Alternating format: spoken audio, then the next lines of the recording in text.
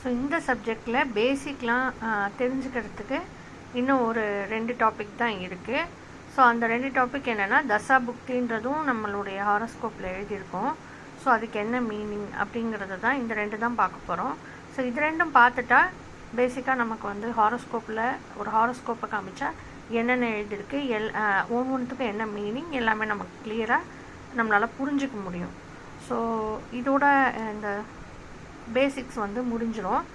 So தசா புக்தி இப்போ எல்லாருடைய ஜாதகத்துலேயும் தசா புக்தி வந்து ஜாதகம் குறித்து கொடுக்குறப்போ 2 எழுதியிருப்பாங்க. பேலன்ஸ் அப்படின்னு எழுதியிருப்பாங்க. செகண்ட் வந்து இப்போ என்ன தசா புக்தி இருக்குது அப்படின்றது எழுதியிருப்பாங்க 2 இடத்துல. ஸோ இத்தனை வருஷம், இத்தனை மாதம், இத்தனை நாள் அப்படிலாம் எழுதியிருப்பாங்க. ஸோ அதுக்கு என்ன மீனிங், இதில் ஆக்சுவலாக அதுக்கு என்ன மீனிங்னு ஸோ அதை தெரிஞ்சுக்கிறதுக்கு நம்ம சில பேசிக்லாம் வந்து தெரிஞ்சுக்கணும். அதுக்கு நிறைய ஸ்டெப் 2-3 ஸ்டெப் இருக்குது. ஸோ இந்த ஸ்டெப்பெல்லாம் நம்ம லேர்ன் பண்ண நம்மளால் ஈஸியாக வந்து தசா புக்தினா எப்படி பார்ப்போம், எப்படி கனெக்ட் பண்ணுவோம் அப்படிங்கிறத நம்ம ஈஸியாக தெரிஞ்சுக்கலாம். ஸோ வீடியோஸ் பார்த்தா நமக்கு வந்து தசா புக்தி எதை வச்சு சொல்கிறா, எப்படி நம்ம சொல்கிறோம், எதை வச்சு சொல்கிறோம், இதெல்லாம் நமக்கு கிளியராக தெரிஞ்சிடும்.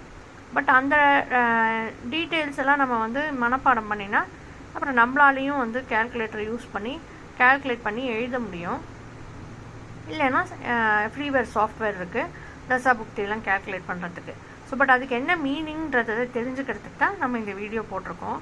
ஸோ ஃபஸ்ட்டு ஸ்டெப் அதுக்கு என்ன மீனிங் தெரிஞ்சுக்கிறதுக்கு நம்ம வந்து